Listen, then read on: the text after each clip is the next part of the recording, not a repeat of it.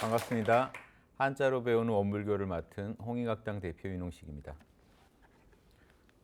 이번 시간에는 조종부터 살펴보겠습니다.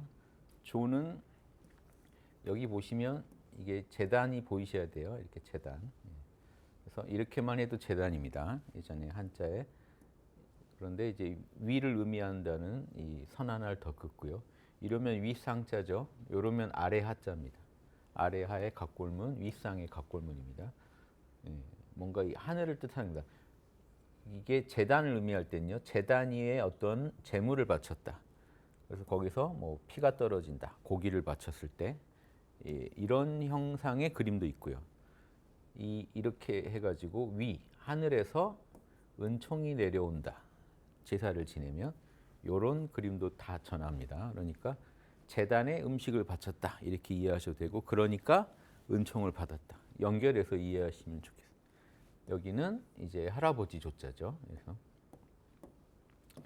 재단을 층층이 쌓은 모습 아니면 비석을 세워서 기리는 모습 정도로 이해하시면 됩니다. 그래서 이 비석을 세워놓고 제사 지내는 모습, 조상한테, 우리 할아버지한테, 우리 선조한테 제사 지내는 모습이고요. 이게 이제 조상 조자고 이 종. 그래서 어느 이 가장 조상이 되고 가장 으뜸이 된다는 뜻이죠. 조종이다. 조종이라는 거는. 그래서 이 종은 종갓집으로 보시면 돼요. 종갓집. 그래서 각골문을 보면 이런 식입니다. 집인데 재단이 있는 집이에요. 이렇게만 그려져 있어요. 각골문. 제사 지내는 집. 재물을 올리고 또 하늘로부터 은총을 받는 집이라는 거죠. 종갓집이나 사당을 의미합니다. 제사 지내는 사당 그리고 종갓집. 그래서 요게 지금 이게 집가자, 지금 우리 전서에서는 이렇게 돼 있는데 집가자 각골문이거든요. 그게 지금은 이제 이렇게 변형됐죠. 집가에 이제 위에 쓰인 거죠. 이것만 얘기하면 집면자입니다. 집면자. 그래서 여기에 이제 재물을 바쳐서 여기 뭐 피가 떨어지는 모습으로 볼 수도 있고요. 여기서 하늘에서 은총을 내려주는, 제사를 지냈더니 복을 내려주는 집, 제사 지내는 집. 요 정도 이해하시면 으뜸 종자, 마루 종자로 쓰이게 된 거는 이제 그런 의미 때문에 가장 종갓집에서 꼭대기가 되는 집에서 제사를 지내니까 꼭대기를 의미하게 된 겁니다. 가장 으뜸이 된다, 꼭대기가 된다. 마루 종자라고 하죠. 산 제일 꼭대기예요. 마루 종자. 가장 위에 조상이 되고 가장 꼭대기가 되는 분을 조종이라고 합니다. 조종. 그래서 이 조종이 보면 이제 임금 이름으로 쓰이죠. 세조, 세종. 조 아니면 종이죠. 여기에 이제 누구는 조라고 하고 누구는 종이라고 하고 뭐 여러 가지 해석이 있습니다만, 조나 종이 가장 으뜸이 되는 존재를 의미해서 그렇게 된 겁니다. 자, 그 다음에 견성, 성불. 도노 점수, 지난 시간에 했던 도노 점수와 이어지죠. 도노 점수. 5. 깨달음은 단박에 이루어져도 닦음은 점차 이루어진다. 요게 5와 수의 문제인데요. 5와 수의 문제입니다. 그래서 이 원불교적으로 볼 때 5는 깨달음은 견성으로 이루어지고요. 수는 양성이고요. 이 양성이 성공을 하면 솔성이 되죠. 그래서 이 5와 수가 극치에 이르면 성불이 됩니다. 그래서 견성과 이 성불이 5와 수의 문제의 이제 답이죠. 그래서 본성을 깨닫고 부처가 되어라. 여기서 본성이라는 것은 인간이 가진 우리 마음 안에 있는 본질이니까요. 우리 마음 안에 있는 본질이 성입니다. 이 이론의 진리죠. 이 진리. 제가 이 피자 조각처럼 나눠서 천지팔도. 이 하늘이 인간한테 이렇게 살아라 하고 제시한 그 길. 그 길을 따르면 부처가 되는 겁니다. 그러니까 자, 본성을 받더라도, 마음으로 본성을 받더라도 이 마음이 무지와 아집의 업장으로 탐진치로 가득 차 있기 때문에 아직은 받더라도 이걸 닦는 과정이 양성과 솔성으로 이루어지는 거죠. 닦아서 다 닦으면 어떻게 될까요? 투명해지면 본성이 마음을 통해서 그대로 천지팔도로 구현되면 솔성인 겁니다. 양성은 이걸 구현하는 과정입니다. 마음을 닦아가면서. 그러니까 이 공부는 점차 이루어질 수밖에 없죠. 그래서 견성과 성부를 구분해서 보면 본성을 보는 거는 먼저고 성불이 되는 건 나중이죠. 이게 단박에 이루어진 경우도 우리가 가정할 수 있죠. 이거는 뭐 업장이 다 지워져서 오신 분, 그럼 본성을 보면서 바로 부처가 된다는 걸 가정할 수도 있겠죠. 그런 의미에서 도노돈수라는 이론도 가능하다. 요거는 뭐 원불교 경전에서도 나오고 수신결에서도 나옵니다. 하지만 도노점수가 본식이다. 단박에 이번에 닦였다 하더라도 그동안 지워왔기 때문에 마지막에 단박이 된 거지. 안 지웠는데 단박에 지워진 경우는 없으니까 어차피 그 경우도 도노점수에 해당된다. 이게 수신결 입장이죠. 그래서 견성 먼저 보시면 본성을 보는 거는 더 쉽고 그걸 온전히 구현하는 건 오래 걸린다. 그래서 원불교 경전에 보면 견성은 앞으로 오는 시대에 개벽된 세상에서 견성은 집에서 한다. 성불 하려고 스승 찾아 나선다. 본성은 봤는데 본성을 온전히 구현하는 사람, 그 인격을 만나야, 불은 인격이죠. 그 인격을 만나야 나도 그 원만한 인격을 배울 테니까, 둥근 인격을 배울 테니까 스승 찾아가서 배워야 된다. 본성은 집에서 그냥 앞으로는 보게 될 것이다. 이런 얘기 재밌죠. 자, 볼견자는 눈을 의미합니다. 눈을 그려놓은 거예요. 눈목자죠. 눈목자의 팔다리. 자, 본다. 본성을 본다. 우리 마음 안에, 우리 마음 심자죠. 마음 안에 흙토의 풀초인데요. 이게 살생이 된 거죠. 지금 날생 살생. 우리 마음 안에 영원히 살아있는 본질이 있다는 거예요. 우리 마음 안에 영원히 살아있는 본질을 본다. 이걸 마음이라는 건 결국 이제 생각, 감정, 오감인데 이걸로 다 구현하지는 육군이죠. 육군으로 다 구현하지는 못하는 상태입니다. 견성은. 그다음에 성불은 우리 마음 안에 있는 이 천지팔도는 8개로 나누는 거지만 3개로 나누면 뭐죠? 개정해죠. 자성계, 자성정, 자성해라는 게 있죠. 우리 본성은요, 본래 올바르고요, 본래 고요하고 본래 지혜롭습니다. 그럼 그 지혜로움과 고요함과 올바름이 이 우리 마음은 지금 탐진치의 기본값을 갖고 있습니다. 중생심은. 그래서 이 개정해의 본성이 온전히 구현이 못 돼요. 그래서 우리 마음은 탐진치에 휘둘리기 때문에 그릇되고 산란하고 어리석죠. 이거를 탐진치로 오염된 이 마음을 개정해로 온전히 확립하는 거. 이게 우리 사막 공부를 통해서 이루려는 거죠. 그래서 견성을 했더라도 성불이 되려면 이 마음이 다스려져야 됩니다. 마음의 탐진치가 무의식까지, 업장까지 다스려져야 됩니다. 그랬을 때 성불이 됩니다. 성은 이룰 성자는 이런 도끼를 들고요. 어떤 목적지. 이게 지금 이게 못을 예전에 못 대가리를 그려놓은 겁니다. 이게 지금 못이죠. 나중에 이렇게 변해서 이게 지금 못정자가 됐죠. 못정자. 근데 도끼로 못을 박는다는 건 너무 좀 어리석어 보이잖아요. 그래서 못은 어느 지점을 말해요. 어느 지점을 가서 정복했다는. 창 들고 그 지점에 가서 정복하는 걸 성취해냈다. 성공했다. 정복에 성공했다는 거. 목표 지점을 우리 그 앞전으로 뭔가 목표 지점을 박아놨다고 보시면 돼요. 거기를 정복했습니다. 성공했습니다. 이겁니다. 성공했다. 뭐에 도달하는데 성공했냐? 부처에 도달하는데 성공. 자, 사람이 아니라는 거죠. 활궁자인데 활이 못 쓰게 되는 활을 이렇게 묶어가지고 그 올바르게 활이 작동할 수 있게 만드는 겁니다. 뭔가 아니다는 뜻이에요. 부정어예요. 사람이 아니다. 범부를 초월했다는 겁니다. 범부를 초월한 사람을 넘어선 존재, 부처가 되었다. 그래서 부처가 근데 별게 아니라 사람이 아니다는 일반 범부가 아니라는 거죠. 사람은 사람인데 탐진치를 극복한 사람이 되었다. 탐진치가 기본값인 사람이 일반 범부라면 개정해가 기본값인 존재가 되어버렸다. 이거 완전히 달라졌죠. 탐진치란 기본값이 어디 간 건 아닙니다. 사람인 이상은 탐진치가 기본값으로 깔려 있는데 계정해가 탐진치를 완전히 경영하는 단계에 들어갔다는 거죠. 완전히 제압했다. 이게 열애죠.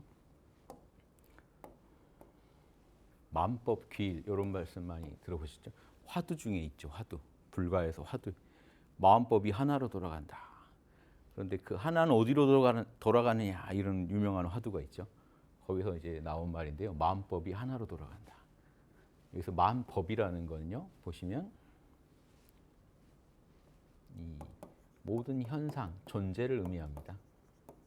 왜 그러냐면 법은 분명히 법칙이거든요. 법칙 자성. 일정한 원리가 법이죠. 그 법에 따르는 거죠. 순리, 우리가 순리적이다 할 때 이치를 따르는 건데 그 이치가 법이죠. 왜 마음법, 존재나 현상을 마음법이라고 부릅니까? 하면 예전에 인도에서는요. 만물을 현상으로 보면 만물의 존재 현상인데 각각의 만물은 각각의 성질이 있다고 본 거예요. 정보, 법칙에 의해서 굴러간다. 그래서 마음법이 그대로 이 만 가지 존재와 현상이 되니까 그때는 만유라 그래요. 온갖 존재가 사실은 온갖 법인 거예요. 얘는 얘의 법이 있는 거고요. 펜은 펜의 자성이 있고 그래서 펜이라고 하는 거고. 지금 이거는 이것대로, 플라스틱은 플라스틱, 이 전기는 전기, 다 자기 법칙대로, 본성대로 굴러가거든요. 그래서 마음법이 그대로 만유가 되는 거예요. 그러니까 정보 쪽에 초점을 두느냐, 나타난 현상에 초점을 두느냐, 법칙에 초점을 두느냐, 그 작용하는 그 모습에 초점을 두느냐에 따라 차이가 있을 뿐이지 같이 쓰는 겁니다. 그래서 마음법이라는 건 만 가지 정보, 만 가지 법칙이지만 만 가지 존재를 의미해요. 결국 만 가지. 둘이 아닌 거예요. 지금 법칙과 현상을 하나로 꿰서 얘기한 거예요. 그래서 존재하는 모든 것들 이런 건데 존재하는 모든 것들은 하나로 돌아간다. 자, 이 만은 전갈입니다. 각골문이 이렇게 생겼어요. 전갈이죠? 최대한 전갈 같지 않게 그려봐. 이런 거 같이 됐죠. 전갈, 집게고요. 손이 달린 건 아닌데 집게를 의미하는 거고요. 몸통이고요. 요거 꼬리고요. 발도 달렸다는 걸 그려놓은 거예요. 꼬리와 발을 그려놓은 거예요. 정갈이죠. 정갈이 알을 많이 난다고 해서 1만만 짜고 많은 존재를 의미할 때 정갈을 쓴 겁니다. 그래서 정갈, 그 만법. 법은요 아시겠지만 요 물수가 그려놓으면은 여기 지금 뿔 달린 그 해치가요. 해치라는 동물 경복궁 지키는 우리나라 해치들은 뿔이 없다 막 이런 또 그 뿔에 그 말이 많이 나오는 거는 뿔 달린 존재라고 전해오거든요. 이렇게 해놓은 거는 뿔을 그려놓은 거고 뿔과 눈을 같이 그려가지고 지금 이렇게 그려놓은 거죠. 이 뿔 달린 이 뿔 부분을 요즘 여기 이렇게 표현했는데요. 이 뿔 달린 해치가 악인을 보면 들이받아 버려요. 선악을 판단해요. 악인을 보면 들이받아 버립니다. 그래서 이 사람을 제거합니다. 갈 것자죠. 구덩이에 사람을 원래는 집에서 나와서 어딘가 간다는 뜻인데 제거하다라고 할 때는 구덩이에 사람을 이렇게 파묻히게 한다, 구덩이에 빠뜨린다 이렇게도 풀 수 있습니다. 사람을 물에 빠뜨려 제거하든지 들이받아 버려서 제거한답니다. 악인이면. 그래서 이 물을 그려놓은 거는 물에 빠뜨린다로도 풀 수 있고 하나 더 풀면 그런데 지금 이 한자는 물이 순리대로 잘 간다라고 풀면 더 좋죠. 지금 법자는 순리대로 가는 게 법이죠. 물이 쭉 끊어지지 않고 이어지는 것처럼 법칙대로 순리대로 따르는 것. 순리를 따른다는 의미로 거를 쓰면 좋죠. 한자는 다양하게 해석하면 좋습니다. 원리만 알고 계시면요. 그래서 마음법은 만 가지 순리, 다양한 모습의 성질들, 법칙들, 결들이 있다는 겁니다. 그게 만유를 구성하죠. 지금 여러분 눈 뜨면 만 가지 법칙을 만나요. 빛은 빛대로 일하고 있고요. 지금 그렇죠? 색깔은 색깔대로, 이 나무는 나무대로 각자 자기 자성을 드러내고 있기 때문에 마음법이라고 하는 거예요. 마음법이 어디로 돌아가나 보시죠. 하나로 돌아간다. 자, 근데 마음법은요. 결국 우리가 보이는 색깔, 소리, 냄새, 맛 따져보면 육근밖에 없습니다. 그래서 이 공적영지 자리에서 원래는 공적영지 텅 빈 이 법신불 자리만 있는데 여기서 대소 유무가 갈리면서 여기가 대자리면 소자리가 나오죠. 대와 소가 쪼개지면서 이 소의 세 개가 안, 이, 비, 설, 신, 의. 색깔, 소리, 냄새, 맛, 촉감, 이 생각, 감정의 대상들. 육군이 작용하면서 이렇게 이 작용과 그 대상들로 쪼개집니다. 이게 지금 마음법이에요. 마음법이 원래 어디서 나왔죠? 마음법이 하나로 돌아간다. 하나에서 나왔잖아요. 마음법이 다 어디로 돌아가요? 하나로 돌아가죠. 어디서 나왔습니까?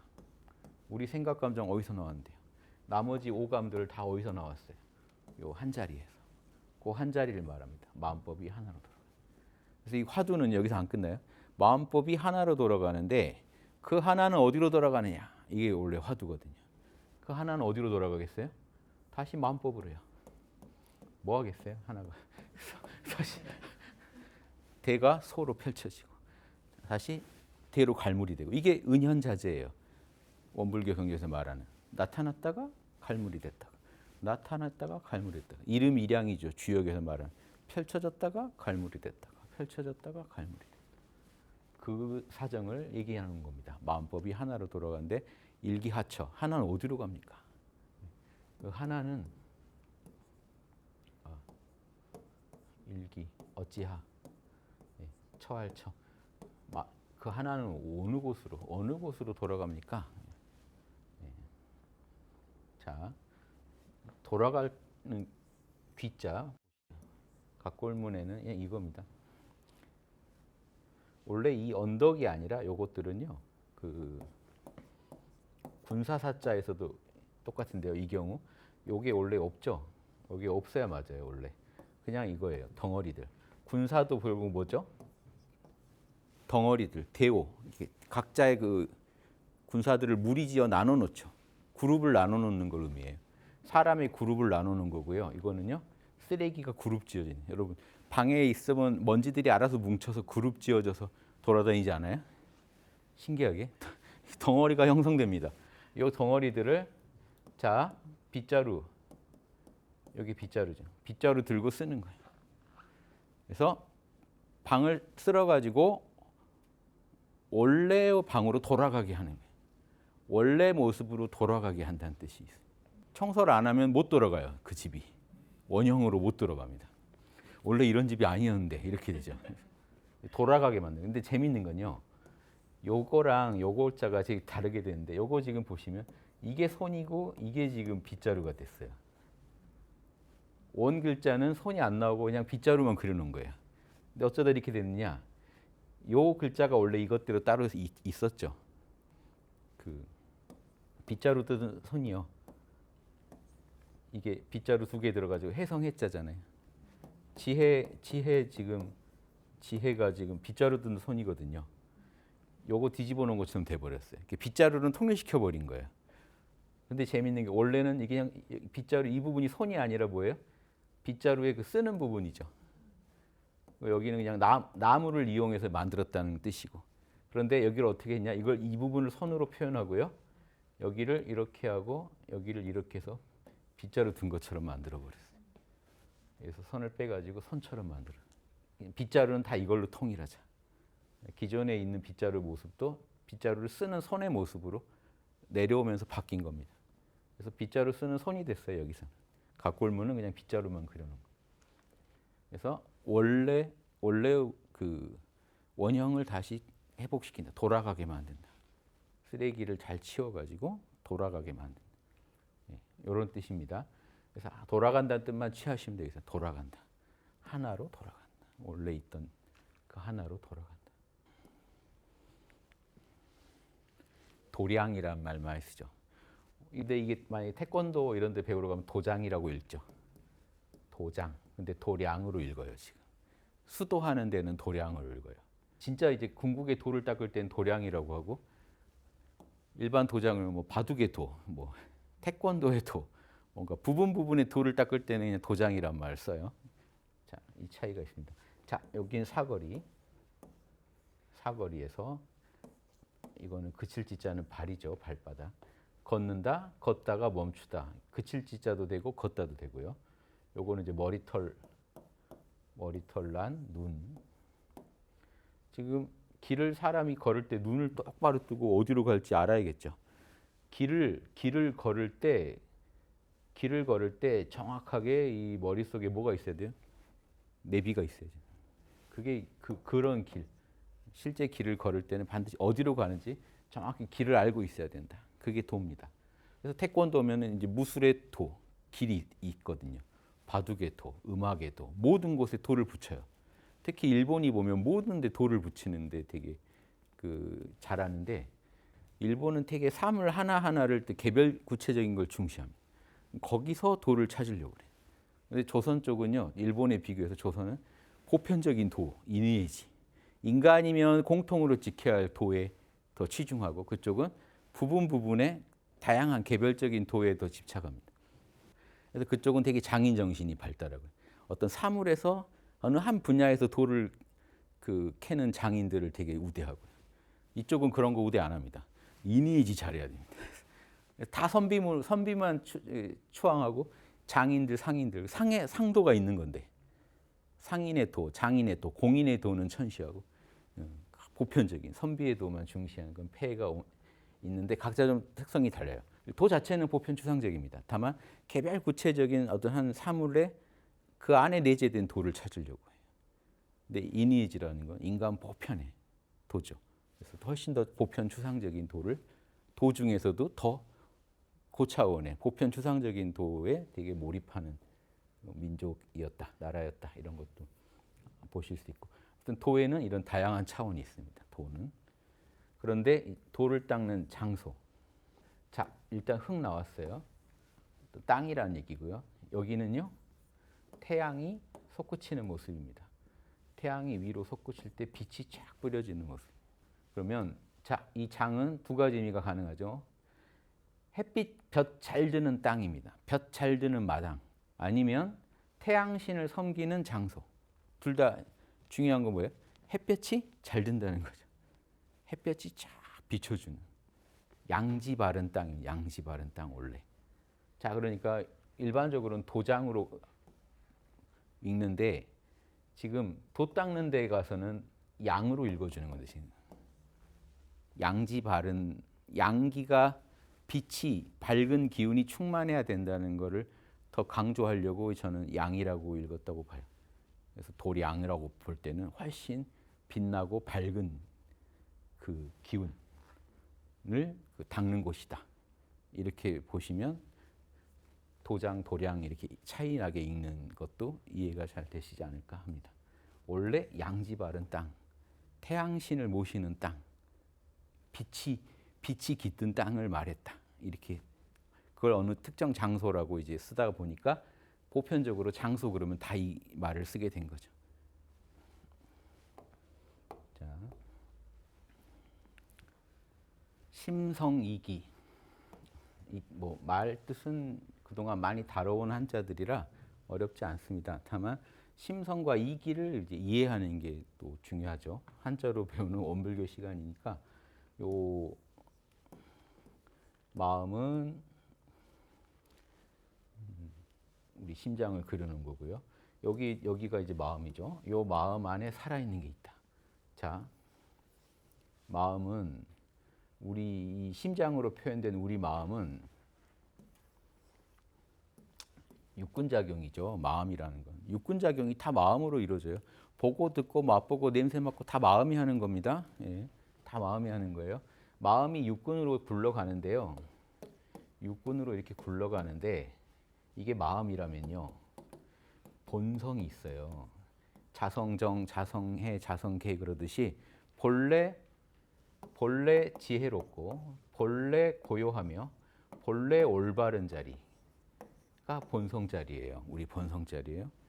그래서 이 본성은 이 마음을 통해서 드러나는 거죠. 현상계에. 이렇게 이해해 보시면 심과 성을 구분할 수 있고요. 심과 성.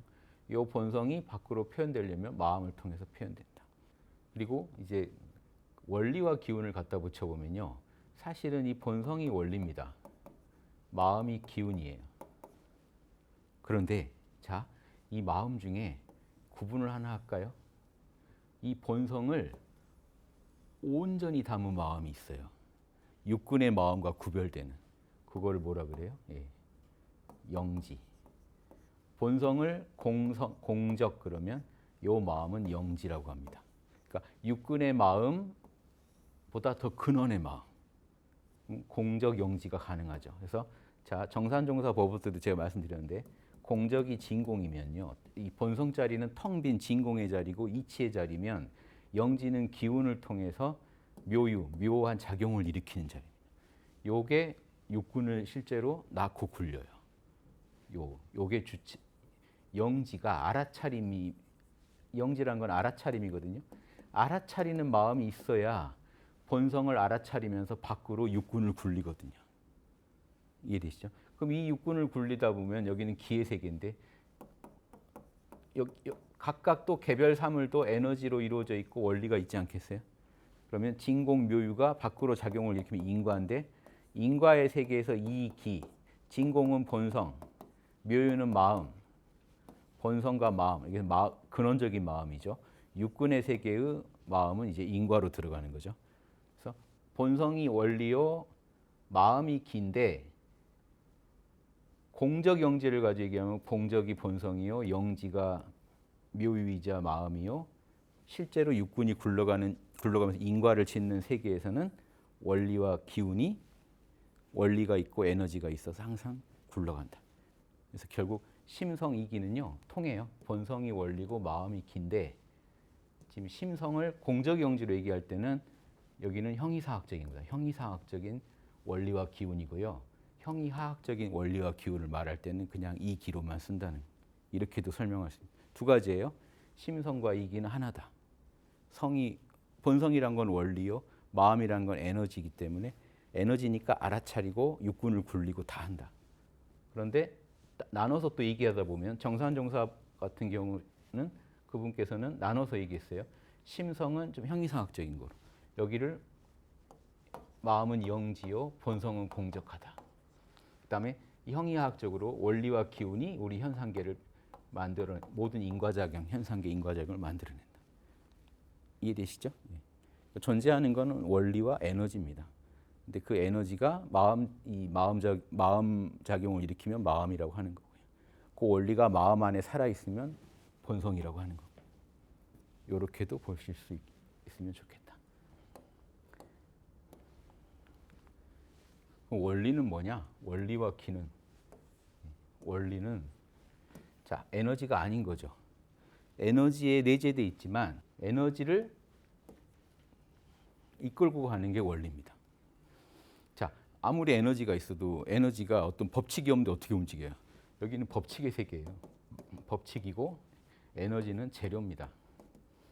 그렇죠? 이 재료를 가지고 이 법칙이 뭔가 표현해내는 거예요. 만유를 표현해내는 거예요. 그럼 만유가 있다면 만유의 법칙이 있는 겁니다. 그래서 만유를 만법이라고도 하는 거예요. 자, 원리는 뭐냐? 여기는 옥이에요. 옥. 임금왕자가 아니고 구슬옥자입니다. 그래서 옥을 쭉 꿰가지고 우리 뭐 목걸이처럼 만들어서 쓰는 건데, 옥에 밭과 같은 땅에 밭이 이렇게 구획돼 있듯이 옥에 하나하나 들여다보면 옥에 결이 있더라는 겁니다. 옥의 이 다양한 결을 모르고 옥을 다룰 수가 없다는 겁니다. 그래서 이거는 옥의 결이에요. 옥의 결을 잘 알아가지고 다스린다. 다스림의 뜻도 있고요, 이치의 뜻도 있어요. 여기서 이치의 뜻은 결의 뜻이에요. 결. 사물의 결을 의미하게 됩니다. 옥에도 결이 있고, 우리 나무를 잘 가공하려면 나무의 결을 봐야죠. 나무에도 다 무늬가 있죠. 밭처럼 무늬가 다 있어요. 밭에 결이 있듯이 나무에도 결이 있어요. 그 결을 잘 파악하라 해서 결을 이치라고 지금 우리가 보게 된 거예요. 그래서 이치, 사물의 결이 있어요. 요 에너지는 이런 특성을 갖고 있고 요 에너지는 이런 특성을 갖고 있다. 이게 결입니다. 보는 거는 색깔을 보고, 듣는 거는 소리를 듣는다. 이것도 결이 다르죠. 소리와 색깔의 결이 또 달라요. 원리가 달라요. 그래서 이 원리가 수많은 만유를 존재하게 되는 거는 만드는 거는 만 가지 또 원리가 있기 때문에 그래요. 그 원리는 기를 통해 표현됩니다. 그냥 이렇게 하면 기운은 이것만 해도 기예요. 맑은 기, 중간 기, 탁한 기. 쌀밑잘 그려는 거는 밥을 먹어야 기운이 돈다. 원래 쌀밑자 없어요. 각골문은 그냥 이 선 세 개 그어놨어요. 맑은 기, 중간 기, 무거운 기운. 그러니까 그 아리스토텔레스 철학에 보면은 만물은요 형상이 되는 원인이 있고 진료인이 있다 그래요. 진료가 되는 원인이 있다. 그게 딱 원리와 기입니다. 형상. 만물에 저런 형상을 부여하게 된 어떤 정보가 있고 만물에는 그 정보를 구현시키는 재료가 있다. 동양에서는 그걸 이기라고 불렀어요. 원리와. 이 심성도 보면요. 이 본성이 원리 쪽이고 이 마음은요. 이 본성을 담는 그릇이면서 그 본성을 구현시키는 재료가 됩니다. 마음이라는 재료를 통해서 구현. 그 마음도 알고 보면 에너지죠. 하나의. 의식 에너지예요. 의식도. 이 의식 에너지. 공적 영지라는 것도 분석해 보면 공적한 이치가 영지라는 의식에 담겨 있는 겁니다. 그 텅 비어 있는 그 고요한 공적한 이치가 본성이 영지 알아차리는 의식 속에 담겨 있는 거예요. 요게 이제 결국 하나인데 원리와 기운을 통해서 이렇게 또 분석해 볼 수도 있다. 그래서 조선 왕조 500년 동안 성리학 연구하면서 그 성리학 연구의 핵심입니다. 본성이 원리다. 마음은 기다. 이거 가지고도 이제 싸워요. 기다. 기라고만 하면 서운하다. 이 기가 합해졌다고 말해라. 왜냐하면 마음에는 본성이 들어가니까. 그러니까 그런 식으로 마음 안에 본성까지 넣어서 생각하면 원리와 기운이 합쳐진 거고. 그냥 마음이라는 것 자체를 가지고 얘기하면 에너지적인 거고. 이런 얘기 하시겠죠. 그런데 본성이 마음의 본질이다 그러면은 또 마음은 원리다 이런 주장이 또 나와. 그래서 조선 선비들은요, 마음은 원리다, 마음은 기다, 마음은 원리와 기 합쳐진 것. 요 세 주장이 답니다. 서로 싸워요. 본성이 제일 중요하니까 마음에서도 제일 본질이니까 마음은 원리로 봐야 된다. 본성도 마음 심자 여기 있죠? 마음이니까. 마음 쪽에도 초점을 두면 마음은 기다. 율곡 선생 같은 경우는 기다. 태계 선생 같은 경우는 이와 기가 합쳐진 거다. 근데 극단적도 주립파들은 마음은 그냥 리다. 기가 재료일 뿐인데 법칙이 중요한 거지. 마음에서 제일 중요한 거는 본성이다. 법칙이다. 이렇게 파가 나뉘어요. 이것도 지금 심성이익기라는 요 글자 안에 다 들어있는 거니까 연구하실 때 도움 되시기를 바라겠습니다. 대도사가 되세요, 여러분. 대도사. 우리가 이 도사 막 이런 그 도자는 아니죠. 길도자가 아니죠. 여기 하나가 더 붙었네요. 길도에. 큰 대자는 여러분 잘 아시는 사람이 팔 벌리고 다리 쫙 벌리고 있는 겁니다. 사람이 제일 위대하다 하는 철학이 담겨 있어요. 제일 큰 건 사람이다. 사람을 그리는 겁니다. 그리고 도는요. 위대한 도사. 도인데 이 도는 길도가 아니라 자, 길을 사거리를 걸어가는데 사거리 다 그려볼게요. 사거리를 걸어가는데 머리털이고 눈이죠. 길을 잘 알아가지고 어디로 갈지 알아야죠. 길을 잘 알고 있는 그 눈을 그리는 겁니다. 길을 꿰뚫어 보는 눈을 그려놨는데 손이 있어요. 여기서는 지금 손이 포인트입니다. 손이 물건을 쥐고 있는 모습을 그냥 점 찍어 놓은 거지 손을 썼다는 거예요. 그냥 여기서 마디촌자는 손이 포인트입니다. 길을 아는 사람이요. 꿰뚫어 보고 아는 사람이요. 손을 이끌고 가주는 거예요. 인도할 도자입니다. 길을 아는 사람이 뒷사람 손을 끌고 가주는 거예요. 인도해 주는 거예요. 이끌 도자, 인도할 도자입니다. 인도해 주는 위대한 길로 도로 인도해 주는 스승. 그래서 스승사자입니다. 자, 여기도요. 요거 사람이 이렇게 그룹 지어져 있는 거예요. 그룹이 지어져 있는데 여기를 좀 디자인적으로 다르게 해놨는데요. 원래 다르지 않습니다. 각골문을 보면 이래요. 이게 스승사자예요. 군사사, 스승사. 근데 왜 이게 스승사, 군사사가 됐을까요? 요게 두루 잡자인데요. 요렇게도 써요.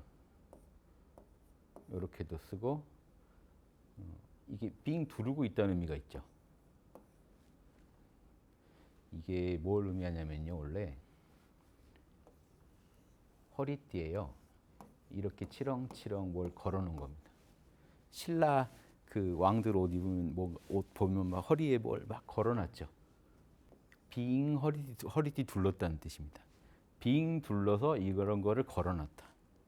자, 이것도 허리띠에다가 뭐를 장식해놨다. 두루 잡자입니다. 이게 이 자체가. 자, 그런데 대오를 나눴다. 이게 군사가요. 적진이 있으면 빙 둘러서 포위한 겁니다. 군사들이 이렇게 그룹을 부대를 나눠 가지고. 그래서 군사사자가 되고요. 이렇게 나눴지만 재밌는 게요. 옛날 분들이 그림 그려놓고 이해하실 때 진짜 재밌는 게요.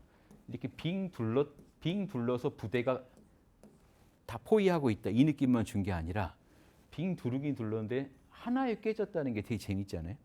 수많은 부대가 하나가 통솔하고 있잖아요. 이게 장수가 통솔하고 있는 거예요. 그리고 이게 스승이에요. 수많은 제자들이 한 스승한테 배우고 있죠. 그래서 이게 스승사자가 돼요.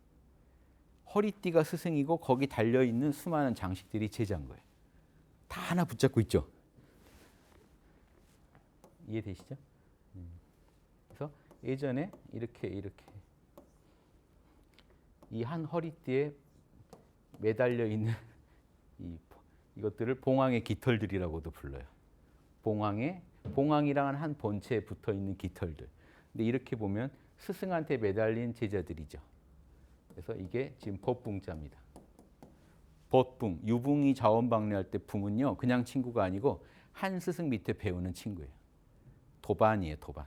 도반이자 동지적 관계가 있는 벗을 붕이라 그래요. 그냥 벗은 이렇게 쓰면 이거는 그냥 서로 두 손 맞잡은 거예요. 그냥 서로 손 잡고 사귀는 사이고요. 붕은 한 스승 밑에서 배우고 있는 제자들이 다르죠. 이렇게도 보시면 아니면 한 허리띠에 붙어 있는 장식들. 여기서 한 스승, 한 장수, 한 지휘체계에 의해서 통솔되고 있는 군사 이런 걸 본 겁니다. 대도사 여기서는 스승으로 본 거. 요게 포인트예요. 요거 하나. 수많은 제자들을 이끌고 있는 수많은 그룹들을 제자 그룹들을 이끌고 있는 그 한 명의 스승 한 명의 그 스승한테서 나온 하나의 가르침. 요게 이제 포인트입니다. 자부. 부처님은 사생의 자부란 말을 많이 써요. 사생자부. 태생. 태아로 태어난 경우는 태생. 알로 태어나면 난생. 습지에서 태어난 경우는 습생. 그다음 화생. 근거 없이 그냥 변화돼서 나타난 거예요. 이런 거는 여러분이 이제 돌아가시면 저쪽 영계에서 화생하죠. 거기서 누가 여러분 낳아주시겠어요? 그냥 영계에 짠 하고 나타나는 거예요. 정토에 짠 하고 나타나는 이제 이게 화생이고요. 사생의 자애로운 아버지시다. 자애롭다는 게 뭔가 한번 보시죠. 마음이요. 엄마 마음이에요. 엄마 마음. 아빠 마음이라고는 안 보더라고요. 그래서 엄마 마음. 여기 이제 실이에요. 실타래. 실타래. 그래서 요것 자체로 하면은 이것 자자가 돼요. 이것 자. 요 부분이요. 포인트가. 실 그 희미한 실 가닥들 잘 안 보이거든요. 그 검다는 뜻도 되고요. 거물현자. 거물현자도 이겁니다. 요 실 이 부분이 잘 안 보여요. 까만 거 보는 것처럼 캄캄하다. 안 보인다 해서 거물현자가 된 겁니다. 그런데 이게 어떤 의미가 있냐면 실이 계속 이어지고 있죠. 내 마음에서 실타래에서 실이 막 풀려 나오듯이 마음이 끊어지지 않고 계속 그 엄마의 마음, 자식 걱정하는 마음이 끊어지지 않고 계속 이어지는 걸 그리는 겁니다. 보살의 마음이기도 하죠. 부처의 마음. 중생 걱정이 끊어지지가 않아요. 이게 사랑자자입니다. 사랑자자. 아버지는 요거예요. 지팡이. 그 모세가 그 홍해 가를 때 지팡이 들고 이렇게 가르는 그 장면이 되게 인상적이었는데 쉽게 영화에서 지팡이 든 손입니다. 그러니까 리더를 나타내요. 리더. 아버지 부자는 리더. 그래서 여기 지금 지팡이랑 이어져 버렸는데요. 이게 지팡이고 손이죠. 지팡이, 손. 이렇게 된 겁니다. 변형 좀 안 시켰으면 좋겠어요. 그렇죠? 이거 가지고 어떻게 알아야지? 그렇죠? 원래는 그냥 간단한 각골문 보는 게 제일 빨라요. 각골문 딱 이렇게 그려져 있어요. 뭐 의심할 수가 없어요. 각골문은 더 원초적이. 내려오면서 변형이 이렇게 일어납니다. 그래서 자애로운 아버지, 부처님은 사생의 자부시다. 이런 표현 알아두시고요. 무해자제 이런 말 많이 들어보셨죠. 원효대사는 막 무해행을 하셨다. 걸림없는 삶을 사셨다. 진리냐 진리 아니냐에서 막 무해면 무서운 거고요. 진리를 따르는 삶을 살다 보니 우리가 볼 때는 장애가 없이 사는 것 같은 거예요. 그렇죠? 이런 거예요. 무해행이라는 거는. 그래서 무는 지금 잘 아시겠지만 자 여기 사람 춤추는 사람이 장식을 엄청 이렇게 한 거예요. 이렇게 여기는 그러다 보니 이 사람이 사라져 버리더라는 거예요. 춤추던 사람이 도망갔다가 아니라 춤추던 분이 춤추다 보면 내가 사라져 버리더라. 무아지경에 들어가는 걸 무했습니다. 이거를 춤추는 사람 도망갔다는 걸 굳이 그려놓고 춤추는 사람 어디 갔어? 이럴 때 이 한자를 썼겠어요? 이런 경우 중요하다. 글자로 만들어라. 이거는 막아야 된다. 하기로 했으면 해야지. 이런 게 아니고 없을 무자입니다. 춤추다 보면 사라져 버린다. 내가 사라져 버린다. 자, 장애는 뭘까요? 요 애는요 많이 바뀐 거예요. 자, 돌 때문에 이렇게 푸시면 돼요. 저 해서는 돌 때문에 내가 이거 얻을 득자 중에 이쪽 부분이죠. 돌 때문에 내가 뭔가를 못 얻었다. 돌이 방해해서 내가 얻어야 될 걸 못 얻었다. 이렇게 이해하시면 되고요. 그런데 원래 전서는 이건 약자예요. 원래 전서는 더 복잡해요. 이겁니다. 이쪽에다가 이거 의심의자 있잖아요. 이게 원래 장애자예요. 그럼 뭐가 이게 뭔 뜻이냐? 여기 의심의자는 기억하세요? 돌 빼고요. 여기 돌도끼입니다. 돌도끼. 돌도끼. 돌이 장애가 돼서요. 원래 이게 의심의자는 뭐였냐면 여기 보시면 이렇게 입으로 뭐가 누구한테 묻고 있는 거예요. 여기는 팔이고요. 여기는 원래 다리고요. 여기는 여기까지는 지팡이에요. 지팡이 짚고 걸음을 멈추고요. 걷다가 길을 잃은 거예요. 야 어디 가야 돼? 뭐 이렇게 하는 어디 가? 이런 거예요. 나 어디로 가야 돼? 지팡이 짚고. 원래 글자는 훨씬 더 단순해요. 이렇게 그냥 지팡이 짚고 있는 사람이 물어보는 사람이 누구한테 어디로 가야 되냐고. 그런데 돌이 있어요. 장애를 만나가지고 어디로 가야 할지 모르고 있는 사람이 지금. 이해되시죠? 장애자가 돼버린. 의심의자가 돌을 만나면 장애자가 돼버린다. 방해받는다는 의미를 갖게 된 거예요. 무해는요 걸림이 없다는 겁니다. 장애를 받지 않는다. 어떤 걸림도 없이 자제, 자유자재하다. 자제는요 자유자재란 뜻이에요. 자유자재, 자유자재하다. 걸리는 게 하나도 없다. 온전히 진리로 따르는 사람은 걸리는 게 하나도 없다. 자는 이 콧구멍이에요. 콧구멍 2개. 스스로 자자. 스스로 숨을 쉬어야죠. 그래서 스스로 자자. 숨을 쉬어 사니까 뭐뭐로부터. 그 숨으로부터 우리가 사는 거죠. 뭐뭐로부터. 스스로. 저절로. 숨은 저절로 쉬어지니까 저절로란 뜻도 돼요. 재는 있을 재자는 원래 있을 재자는 이 부분은 재능 재자죠. 이 부분이 재능 재자예요. 재능 재자 각금을 보면 재능 재자로 표현되다가요. 근문에 오면은 도끼가 붙어요. 이걸로 충분했어요. 이게 뭐냐면 땅을 뚫고 싹이 막 올라온 상태입니다. 땅을 뚫고 싹이 딱 올라와 있는 모습인데 왜 이게 재능이냐? 싹이 막 났다는 게요. 이 싹이 올라올 때 이 작은 그 미약한 존재가요. 잠재력이 있으니까 땅을 뚫고 올라온 거 아닙니까? 도끼로 땅을 파헤치고 올라온 격이라는 거예요. 싹 하나가. 잠재력이 있다는 거예요. 그래서 있을 재자. 잠재력이 있다는 데 초점을 두면 있을 재자가 되고 잠재력을 그릴 때는 재능 재자로 쓰는 거예요. 재능 재자. 원래 각골문은 그냥 이렇게만 그려져 있는데 땅을 뚫고 올라온 그 싹을 표현했는데 요대로 보면 이걸 땅이라고 보시면 되고 땅을 뚫고 뭔가가 올라왔다고 보시면 돼요. 땅을 뚫고 올라온 싹인데 도끼. 그 연약하고 힘없는 애가 땅을 뚫고 나왔다는 거예요. 엄청난 잠재력 아닌가요? 재능이 있다. 이렇게 보시면 여기서는 있다는 의미로 그냥 잠재력이 있다에 포인트를 두고 있을 제자가 돼버린 겁니다. 재능이 있다 할 때는 이제 이 제자를 쓰고요. 이해되시죠? 그래서 은연자재는 자유자재하다는 뜻입니다. 그냥 자유자재. 내가 스스로 있는다는 거예요. 내가 스스로 어디든 내가 있는 곳 있어야 할 곳에 내가 스스로 있을 수 있다. 자유자재. 남이 시켜서가 아니라 내 스스로 모든 곳에서 내가 원하는 방식으로 있을 수 있다. 이게 자유자재입니다. 무해자재. 어디에도 장애받지 않고 내가 원하면 모든 곳에 내가 있어야 할 곳에 내가 있을 수 있다. 이게 무해자재입니다.